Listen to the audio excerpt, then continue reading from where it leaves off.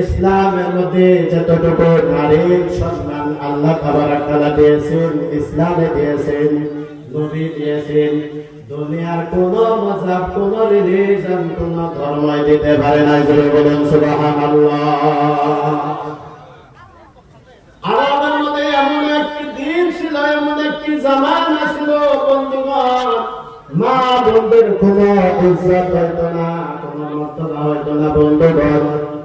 আল্লাহ রাব্বুল আলামিন কোরআনের সূরা নিসার মধ্যে ডাকে বলেন, এরকম অভ্যাস ছিল বন্ধুগণ, বাবা যদি মারা যেত তার মায়ের বড় ছেলে তার মায়ের বিবাহ করে নিত। জোরে বলুন নাউজুবিল্লাহ। কে করতো বিয়া ভাই? বাবা মারা গেলে বড় ছেলে তার মায়ের সাথে বিবাহ করে গেলে তো বন্ধুরা আছে ওয়ালা তানকিহু মা নাকাবাকুম মিনান নিসাই ইল্লা মা ক্বাদ সালাম। আমার বন্ধুগণ, নারীদের এমন আস-সাকাফাতুল ইসলামিয়া, জামিয়া ইসলামিয়া দামিশকের প্রিন্সিপাল ছিলেন আল্লামা রাগিব আত-তাব্বাক রাহমাতুল্লাহ আলাইহি।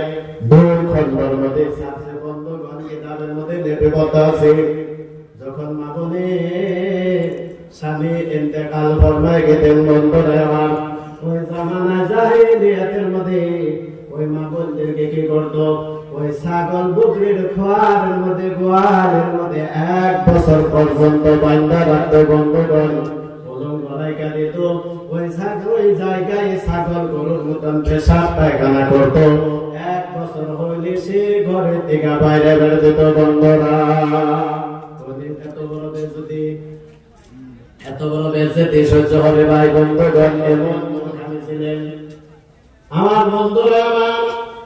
একটু রঙ্গতের মধ্যে এমন জামানা ছিল নবীজির জামানার মধ্যে বন্ধুগণ, যখন নবীজি সময় আসলেন, যে জামানার মধ্যে মেয়ে হলে বন্ধুগণ জীবিত অবস্থায় কতল করে দিতেন, নাইবা জীবিত অবস্থায় তার জমি বোঝ করে দিতেন, দফন করে দিতেন।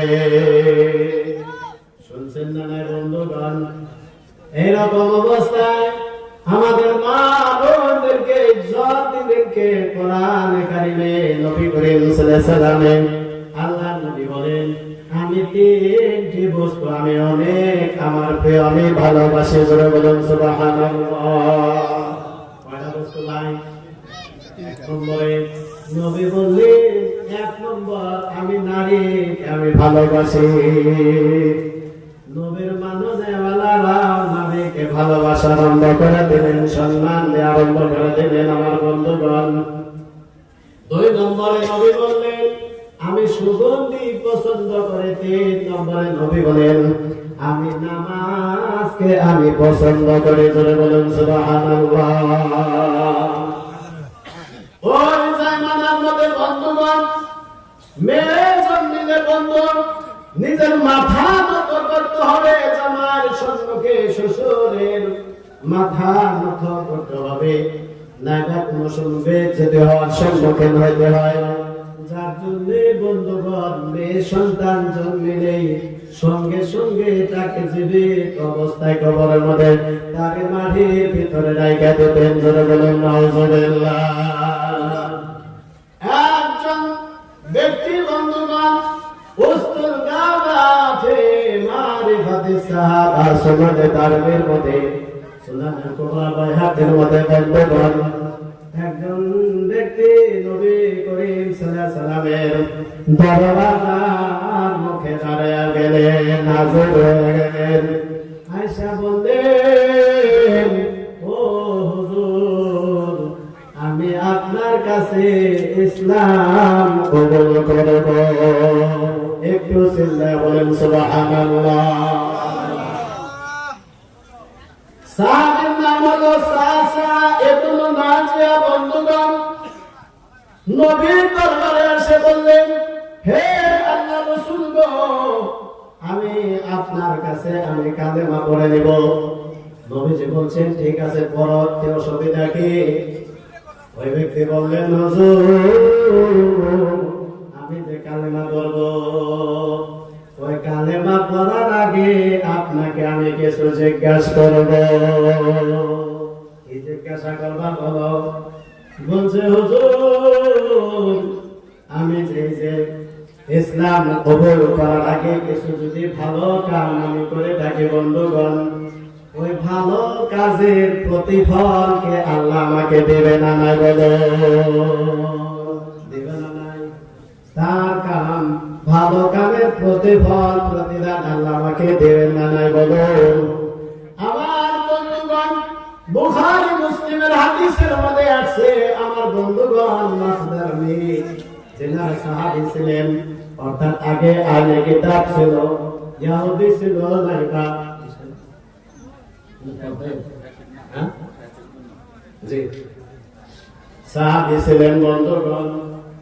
ওই ব্যক্তি যদি কোন ব্যক্তি কুফরি ঈসা আলাইহিস সালামের দিন মানছে, আমার মুসলমান হয়ে গেছে, মুসলমান দুই ডবল আল্লাহ তাকে সওয়াব দেবেন। জোরে বলুন সুবহানাল্লাহ। কেননা একই দিন মানার আর একবার এই দিনকে কবুল করার ডবল সওয়াব পাবে আমার বন্ধুগণ। আল্লাহর নবী সাল্লাল্লাহু আলাইহি সাল্লাম ওই ব্যক্তিকে জিজ্ঞাসা করলেন, হে আল্লাহর বান্দা, তুমি কি কাজ করেছো বলো? ওই সাসা ইবনে নাজিয়া রাদিয়াল্লাহু তাআলা বললেন, হুজুর, আমি একদিন কি করলাম, আমার দুইটি উটনি, আশুরা বলা হয় 10 মাসের গাভীর উটনি, দুইটা হারায় গেল। আমি আরেকটা গাভীর উটনি আশুরা দিয়া ওই দুইটা উটনিকে আমি তালাশ করতে গেলাম। শোনাইতেছে আমি কিছু ভালো কাম করছি বন্ধুগণ, মা বোনেরা শুনবেন, আমার বন্ধুরা আমার। আল্লাহ নবী সাল্লাল্লাহু আলাইহি সাল্লামের ওই সাহাবী বললেন, হুজুর, আমি সাওয়ারির উটে, গাভীর উটনির উটে সাওয়ার হয়ে ওই দুইটি উট তালাশ করতে গেলাম। যাইতে যাইতে যাইতে যাইতে অনেক দূর আমি পার হয়ে গেলাম। আমার এলাকা বা অন্য এলাকার মধ্যে গেলাম, জঙ্গল টঙ্গল মরুভূমি পার করে দিয়া যায় দেখে একজন মানুষ, ওই যে আমি যে বলছিলাম দুইটি উটনি আমার হারায় আছে, ওই দুইটি উটনির কাশবর্তী বয়ে ওই মানুষটা উটনি রাখতেছে আমার বন্ধুরা। আমি গেলাম, যাই আমি উঠের পরিচয় বললাম, যাই কিছু বলা লাগে সব কিছু বললাম, দিক সব কিছু বললাম, যে আমার উট দুটি আমাকে আপনি ফেরত দেয়া দে, আমার উটনি আমারে ফেরত দেয়া দে। ওই ব্যক্তিটারে আলামত কইলা দিয়ে করুন, আলামত কোন আছে, কোন সময় আছে, কবে আছে, কেমন আছে, আমার বন্ধুগণ আলোচনা হইতেছে। ওই যে মানুষ, বৃদ্ধ মানুষটা যখন পয়সা দিয়েছেন উঠের পাশে করতে, বন্ধুগণ পিছনে থেকে দেখা গেল কোন একজন নারীর চিল্লানি কান্দনের আওয়াজ আসতেছে আমার বন্ধুরা।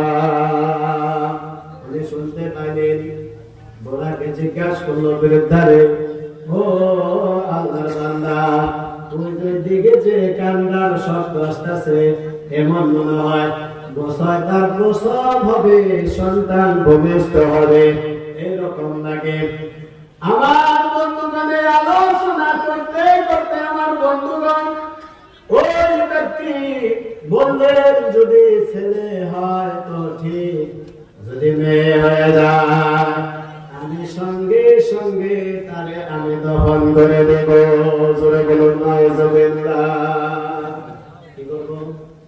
সঙ্গে সঙ্গে আমি দহন করে দেব। বললেন, হুজুর, আমি কি করলাম?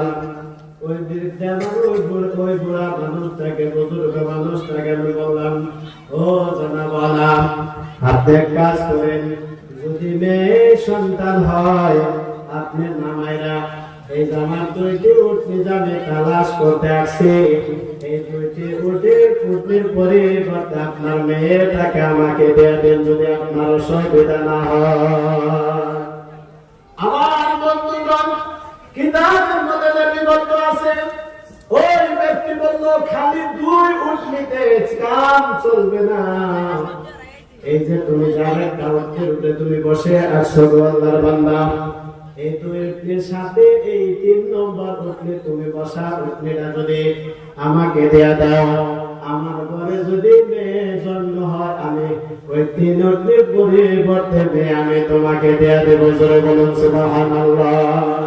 হুজুর গো,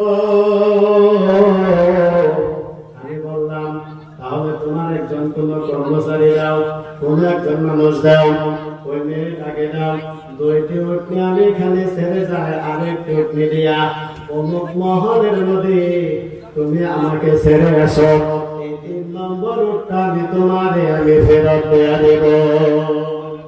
আল্লাহর কি কাম বন্ধুগণ, কিছুক্ষণ পরে একজন মেয়ে সন্তান জন্মিলে সাসা ইবনে নাজিয়া রাদিয়াল্লাহু তাআলা বলে, আমি কি করলাম হুজুর গো, ওই মেয়েটিকে হাতে কুলের মধ্যে দিয়া ওই উঠের উপরের মধ্যে সওয়ার হইলাম, নিয়ে আসলাম আমার মহলের মধ্যে, আমি আসলাম ওই পাখি উটটা যে লগে আসছিল আমি তাকে আমি ঘোরাইয়া দিছি। হুজুর চলুন কি চলবো, আমি একটা অনাথ আশ্রম আমি আপনাকে দেখাইয়া দিই। জোরে বলুন সুবহানাল্লাহ। মেঘ একটা স্কুল আছে কেমন, হে আল্লাহ রাসূল গো, এই যে কি করলাম, 3 উটনি দিয়া আমি একটি মেয়েকে আমি নিয়ে আসলাম, মেয়েকে আমি নিজের মেয়ের মতো আমি লালন পালন করছি, আমার স্ত্রীও মেয়েকে লালন পালন করছে, এই মেয়ের প্রতি এই করে লালন পালন করে আমার যে সওয়াব হয় তার সাথে একটা ফুর্তি আমার ফুর্তি হয়, এই ফুর্তিতে নেকি করার জজবা আমার আরো বাইরে গেল। জোরে বলুন সুবহানাল্লাহ। আমি কি করতাম, কোন জায়গায় যদি মেয়ে সন্তান হয়তো ওই 3টা করে উটনি আমি তাকে দিয়ে দিতাম, আর তারপরে করতে একটা করে মেয়ে আমি আমার দরবারে নিয়ে আসতাম। জোরে বলুন সুবহানাল্লাহ।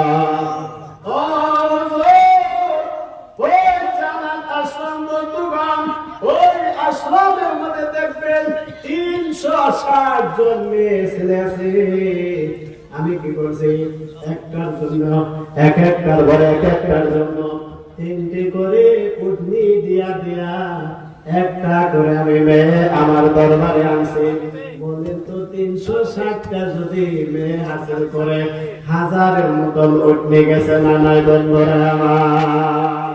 আল্লাহ রাসূল গো, ওই যে আমি যে কালেমা পড়বার আসছি, ওই কালেমা পড়তে গিয়া খালি আমি একা একা পড়বো না, ওই যে আমি লালন পালন করলাম তার সওয়াব আল্লাহ আমাকে দিবে না নাই বলুন?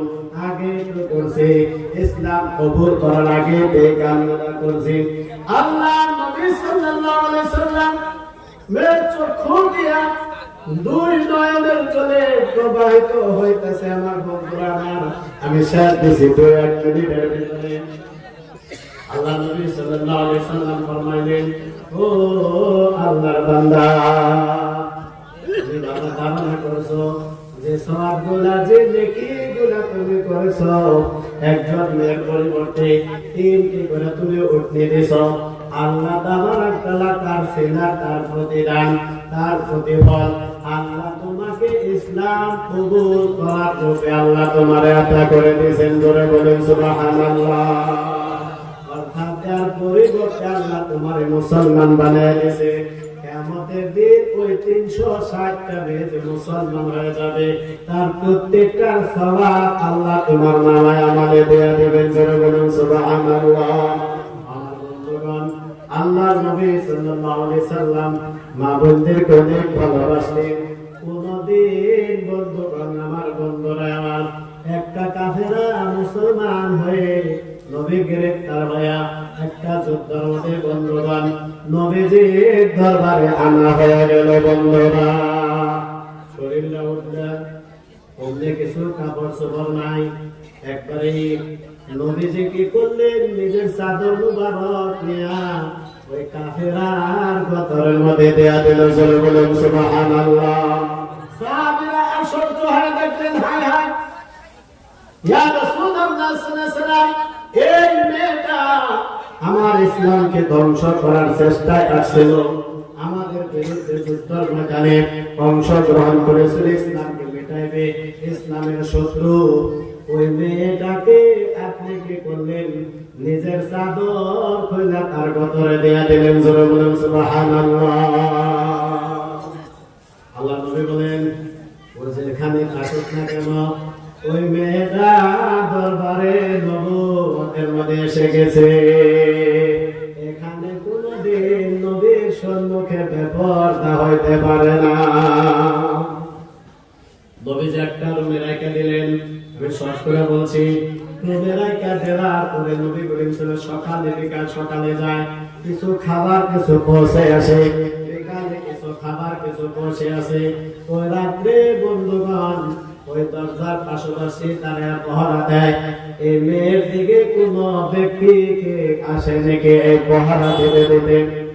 একদিন দুই দিন তিন দিন অতিবাহিত হয়ে গেলেন আমার বন্ধুগণ।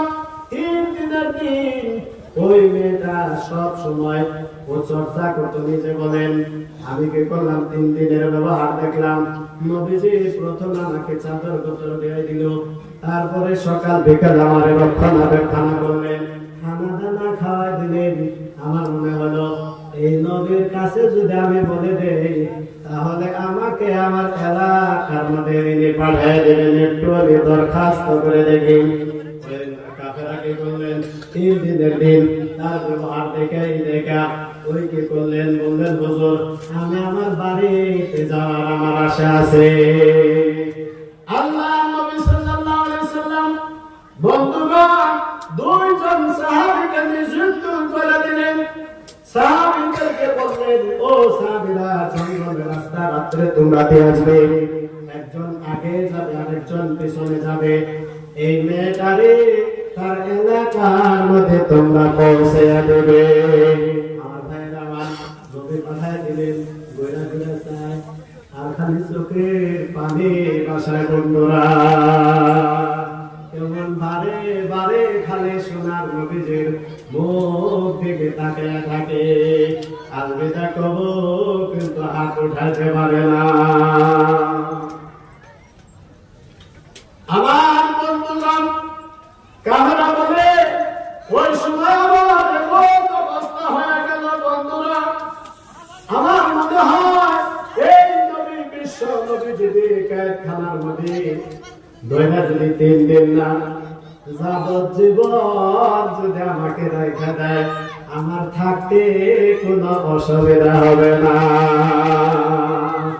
যে সুন্দর ব্যবহার করলেন, রাত্রে পড়া দিনের দিনে পড়া দিনের, যাই হোক ভাইয়ের কাছে যাবে, একজন সাহাবী আগে আর একজন পিছে জঙ্গলের মধ্যে, বলছে আগে যদি কেউ আক্রমণ করে তুমি ফেরাবে, পিছনের দিকে যদি কেউ আক্রমণ করে তুমি ফেরাবে। আমার বন্ধুরা যাই হোক যাইতে যাইতে জঙ্গল রাস্তার মধ্যে যাইয়া হঠাৎ করে কাফেরা মেয়ে আর একটা ভাই ছিল বাড়িতে পৌঁছে গেছে।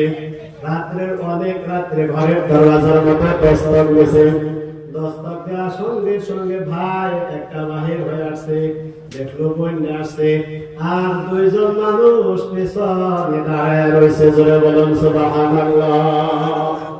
আমার বন্ধুগণ ভাই তাকে বলছে, ও আল্লাহর বান্দী, তুমি না বলে ওই তবুকের যুদ্ধে থেকে তুমি গ্রেফতার হয়ে গেছিলা, ওই মুহাম্মদের সঙ্গীরা তোমারে গ্রেফতার করে কায়দি বানায় লয়ে গেছিল মদিনা মুনাওয়ারার মধ্যে। ওই যে এতদিন পরে আসলে তুই কি সহে সালামত আসত না? বন্ধুগণ কত কিডন্যাপ করে নিয়ে যায়, সন্দেহ করে না নাই, নানা ধরনের করে। মেয়ে বলছে বন্ধুগণ সোনালি দিয়া সুন্দর রং দিয়া দেখার, কালি দিয়া দেখার যোগ্য বলেন, ও আমার ভাই, ওই বিশ্ব নবী আর এই বিশ্ব নবীর সাহাবা যতটুকু 3 দিনের ভিতরে আমাদের সেবা খেদমত করছে, এতটুকু যত মহব্বত করছে, কোন মায়ের পেটের নিজা ভাই পর্যন্ত করতে পারে না। একটু জোরে বলুন না সুবহানাল্লাহ। আচ্ছা তাহলে দরবারে থেকে তুই খালি হাতে আইছস, কি বলছে ভাই? দরবারে থেকে তুই খালি হাতে কি করে আসছস? অর্থাৎ তোরে চাদর বদর দেয়া গেল, 3 দিন তোর খেদমত করলো, এত সুন্দর সেফ সাথে তোরে পাক পবিত্র পৌঁছে দিল, সহি সালামত আসলে ওই নবীর কালেমা কি তুই পড়তে পারছ না? কিতাবের মধ্যে লেখে বলতে আছে আমার বন্ধুগণ, মেয়ে বলে ও আমার ভাই, আমি যখন বিশ্ব নবীর ব্যবহার দেখে 3 দিন পরে ঘুরে যখন আমি আসবো, আমি ভাবে ভাবে দয়ার নবীর মুখে আমি তাকিয়েছিলাম, মনে হলো যাব জীবন জেল হইল, এখানে থাকলে আমি যাব না। কিন্তু আমার ভাই, আমি ইসলাম কবুল করে আমি নবীর খেদমত করতাম, নবীর দিন মানতাম, কিয়ামতের দিন আল্লাহ জান্নাতে দেবে, খালি আমাকে দিবে, ঠিক কিনা না? আমার ভাই তুমি জাহান্নামের মধ্যে চলে যাবে। হে আমার ভাই, আমার আসার উদ্দেশ্য হলো ও ভাই তুমি চলো ওই বিশ্ব নবীর দরবারে আমরা যাব, দুইজনে কালেমা পড়বো,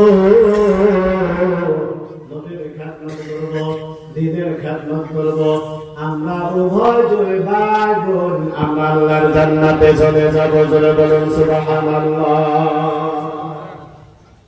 আর মদিনার মধ্যে নবীর খেদমতের মধ্যে যাইয়া মুসলমান হয়ে গেলেন আমার বন্ধুরা, আমার মা বোনদেরকে নবী করিম সাল্লাল্লাহু আলাইহি ওয়াসাল্লাম অনেক ভালোবাসতেন, অনেক মহব্বত করতেন, অনেক সম্মান করতেন। বন্ধুগণ, যে সম্মান দিয়েছেন ইসলামে এবং নবী, দুনিয়ার কোন মানুষ সম্মান দিতে পারে না।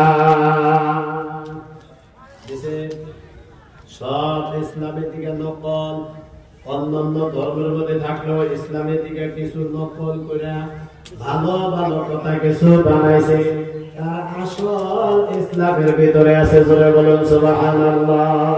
যাই হোক ভাই, আমাদের হুজুর উনি এসে গেছেন। পর্দা হলো নারীর মর্যাদা,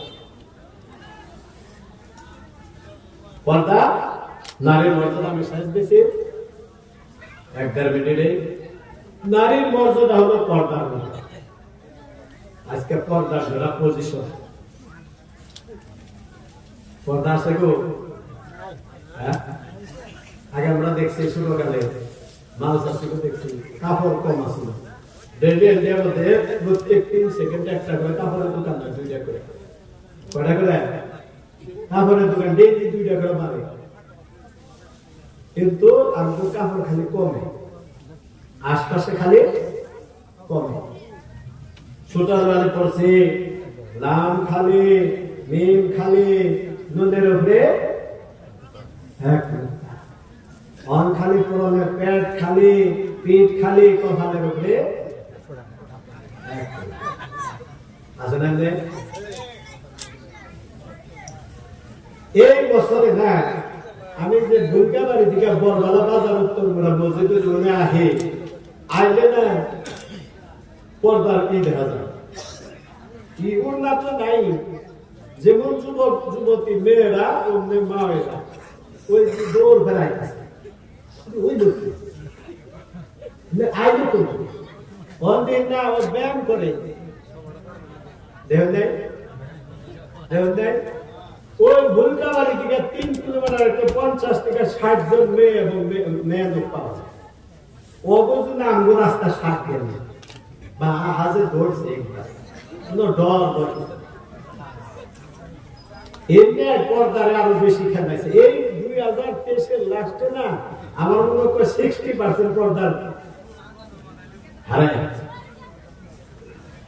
কিয়ামতের দিন যারা বেপরদাগী হবে, বেপরদা থাকবে, উদ্দেশ্য কি? বেপরদা করা, পুরুষকে নিজের দিকে মাইল করা, আকর্ষণ করা। আর কুভাবান্ত ওই যে ভক্তি উঠে ইয়ের মতন কুভাবান্ত, এই যে কুভা নেই কি কই আল্লাহ নবী বলেছেন কিয়ামতের দিন এরা জান্নাতের সুগন্ধি তারা পাবে না। জোরে বলেন নাউযুবিল্লাহ। পর্দা, পর্দা হলো এই, আমি পর্দা কেমনে দিশা পাবেন যে এই নারীরা পর্দা আর এই মেয়েরা পয়সা। দুইটা বস্তু মানুষের ধোঁকা খাইতেছে। যেদিন দেখ পর্দায় মেকআপ সেটআপ এমনি না গায়, যে 3 ইঞ্চি মোড়া করে দেন দিত না, মেকআপ গুলো না গান দিত, এরকম বিশ্ব সুন্দরী হয়ে গেছিল বিয়া দেয়া আছে। হ্যাঁ বেটি বাজারে আরো কতগুলা, তারপরে যেগুলা নিয়ম সেগুলো বের করার দিকে কি পরের দিন আর যেদিন যেদিন ভালো লাগে সেদিন বিয়ার পরের দিন গোসলের পরে দেহে তো আমার বইটা আছে আরেকটা কোনা আছে না। ইসলামের কি করি নামাজি মেয়ে হইল সত্যিকার সুন্দর। আর আমি শেষ দিছি বিয়ার মেয়ে দেখবার যাইবেন, দেখার সময় আপনি কেমন করে ভাববেন যে মেয়েটা ইমানদার পর্দা সেই কেমন ভাববেন জানেন? 1 নম্বর আলামত দেখবেন কোন মেয়েটা শরম লজ্জা আছে, নিশ্চয় তার ঈমান ভালো আছে। জোরে বলেন সুবহানাল্লাহ। নবীর হাদিসে আছে যার শরম নাই তার ঈমান নাই। যে মেয়েগুলো শরম নাই, লজ্জা নাই, তার পর্দাও নাই, তার ভিতরে ঈমান বস্তু নামে পুষ্টি। গতিকে মা বোনেরা অনুরোধ করবে দুনিয়ার 4 দিনের জিন্দগি, হ্যাঁ এই 4 দিনের জীবন পর্দা শ্রদ্ধা করে ইসলামের শরীয়ত অনুযায়ী চলে আমরা যাতে জান্নাতের মধ্যে হযরত ফাতেমা তো জাহরা রাদিয়াল্লাহু তাআলার সাথে আপনারা জান্নাতবাসী হইতে পারেন। জোরে বলুন আমিন। আমার মা বোনেরা বলুন আমিন। যাই হোক পর্দা অনেক প্রয়োজন, ইনশাআল্লাহ আবার কোনদিন মৌকা পাইলে এই পর্দা সংক্রান্তে মা বোনদের সম্পর্কে ইনশাআল্লাহ আলোচনা করব। এখানে বলে আমার বক্তব্য আমি শেষ দিলাম। আলহামদুলিল্লাহ।